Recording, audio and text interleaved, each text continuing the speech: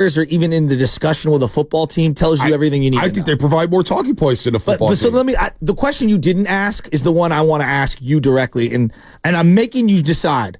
You can't wiggle out of this. Can't make me do anything I don't want to do, Steiny, you're not doing the Humpty Dumpty. No, I may. Part of why Wiggins is the inconsistency. That's why he's here. That's why he's always tantalized you with the talent and left a lot to be desired when he doesn't show, the consistency. But if I told you today, I guarantee you he's consistent and he plays exactly like he did last night for the rest of his career with the Warriors, are you trading Jonathan Kuminga? No. I'm keeping both. You need multiple wing players. How many people out there agree with you? I have no idea. I'm guaranteeing it's not 100%. I guarantee you. Why is it that... I'm just asking. No. But no, it's a great question. But why is it that when we get two players balling or you got two premium, it's the same thing. So, speaking of football, hold on. But we're just talking about the Niners and the Warriors comparing content and all the talking points and whatnot. It's kind of similar to Ayuk and Debo. How many years did we hear that, boy, when Ayuk's coming up, you got to pay both of them, you got to trade one, blah, blah, blah, blah, blah. It's like, why can't we just keep both? Well, because there are finances involved. Yeah, but why can't we just keep both and figure out a way to shave money somewhere else? Well, I mean, this is what Why does it have to be the wide receiver position? Why can't it be defensive line? Why can't it be linebacker? Why can't it be DBs? And we did Why can't it be like, we did this at linebacker. That's why we got rid of Quan Alexander. Yeah, but Quan was kind of cooked and Drake Greenlaw was coming on. You know what I'm saying? We did this with Orlando Cepeda and Willie McCovey. They played the same position. Yeah, but one guy had to go. It's stupid, though. We did this with Montana and Young. It's stupid, though. It's dumb. But that's one position. There's only one quarterback, and there's only one first baseman. You can play at 3 or 4. Kuminga and Wiggins are interchangeable. Why would I want to trade? If Wiggins is playing like this, let me bring Kuminga along for the ride and have him learn. And now I got two guys, two pit bulls on the perimeter. So then how are you improving your roster this offseason if you're not partying with one of those guys? What if Wiggins does ball out? Because together, this isn't enough. No, it may not be enough. And you may have to trade one of them for other reasons. But if they're both playing well, you can figure out a way to keep them. Why not keep them? Like Klay Thompson is coming off the books. Well, the reason why you don't keep them is, like I said, because you're the 10 seed. Right. Well, that's obvious right there, right? But if Wiggins is playing like this, and say if they were 4, now being the 10 seed, it stinks. Because now you're like, all right, you're not that good. But baked into being the 10 seed, right? Draymond Green's missed how many games? Andrew Wiggins missed how many games? Chris Paul's missed how many games? But Dre and Steph and CB, these are older players who, if you look at the game logs, they have missed a lot of games. So why trade Wiggins in? If Wiggins because is I'm doing process of elimination of Wiggins, I have assets, and if I want to improve my roster, I do have to surrender something to get something back. So Andrew Wiggins, how old is Andrew Wiggins? 28. You want to give up a player who's in the prime of his career? He's 29 years old, just turned 29. Well, the point is that nobody wants the old guys. They want someone in their prime. I'm playing process of elimination here. And so if you want to make your roster better and you had to decide between one of those two, which I'm not saying it is coming down to that, but it sure does feel like that. And it feels like one or both of them would have to be stapled to something to make a dramatic improvement. If I told you were getting the Wiggins that you got last night every night, do you trade Kuminga? No. Because I think if you told me I was getting the Wiggins I got last night, every night, I think Wiggins' value would be significantly higher around the league, and I would trade him. Yeah, I wouldn't do that. You need wings. You need two-way players. You don't get rid of two-way players. You figure out a way to get rid of the limited players. I got to keep the two-way players. That's just me. That's how I'm running the team. 888-957-9570. If you did get this Wiggins, are you actually trading Jonathan Kuminga? I can't believe we're going to entertain this, but here we are. I'm not trading Jonathan Kuminga or Andrew Wiggins. If I get this Andrew Wiggins, I want Kuminga and Wiggins. Wiggins is 29 years old, just turned 29. He's got fresh legs. You saw what he did against Luka last night. Luka drops a triple-double, but he made it hard for Luka. He makes it hard for some of these guys. Now, 650 saying, Xfinity Mobile text line, you know why you don't keep Wiggins? Because you have Moses Moody. I mean, did they I forget. I know they did it with Kuminga. Did he get his exercise, his option exercise? So he's back in next year. Exercise both options. Interesting. And then they have to like October 20th or something to give both of them a quote unquote long-term deal. And we talk about how unique Steph and Dre and Clay. Wiggins has learned to play with Steph and Dre. He's learned to adapt to their game. And Kuminga's doing that as well. And we just saw it. They went 14-4.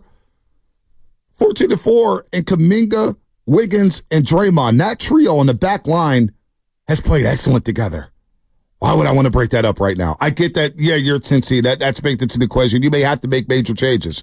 I'm just going off the surface. So let's go like this. Let's play this hypothetical. And I hate going ahead of ourselves, but like when I watch a game like last night, I'm thinking to myself like, well, okay, what's going to happen this year? Like the worst thing I do, honestly, like if you're a diehard Warrior fan, I do feel like one of the worst things that could happen is they go on a little run here, they catch a little fire, and then we roll out the exact same team next year. I think we can all acknowledge, like, rolling out the exact same team, whether the salaries are slightly changed or not, I don't think it's good enough for this roster. I would like to see some movement, just to shake it up. I think I need to see something different. That's me. I just, we have a good win.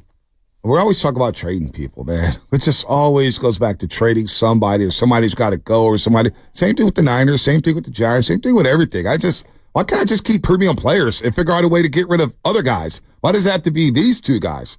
In a league where you need wing defenders, 6'7", 6'8" guys who are athletic and can play on both sides of the floor.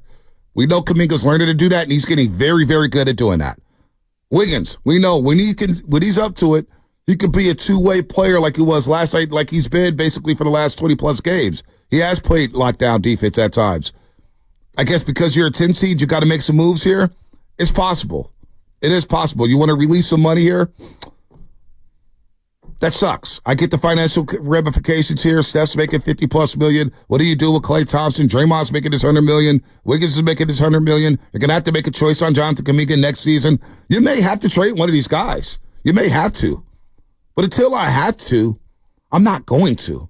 I'm going to wait till the last possible second to try to do this, where I had to keep both players. Now, maybe you flip Wiggins for somebody else. I don't know. I don't know what you do here. You are in 10th place, and major changes may have to come this year if you don't. But what if you go on a run? What if the Warriors, in this hypothetical that we're playing out? Yeah, I'd like to do that. What if they do advance to the Western Conference Finals? What's it look like? Going to the Western Conference Finals. I know, but like who's it on the backs of? Say Wiggins and Kuminga are playing well. Both of them simultaneously. Which they've done together. And is CP3 a big part of that off the bench? I don't know. I'm just looking at Wiggins and JK. We're focused on Wiggins and JK. Well, no, because the reason why I ask is like, because there is a financial component where you have to figure out if you're going to extend Kuminga, moving forward, right? So the reason I'm asking, like, where does CP3 fit into this? How's Clay looking in this, right? Because I have a decision on Clay to make. Like, to me, they're all interconnected, all of these decisions. And I know I boiled it down to Wiggins and Kuminga. Because, we're moving the goalposts. No, I know. I'm just saying, if Wiggins and JK plays well on the way to the, forget everybody else. Yeah, as I've watched this season unfold, what is pretty evident to me is that we've only got a couple of years really here left of Steph Curry, right? At the power of him being A1, right?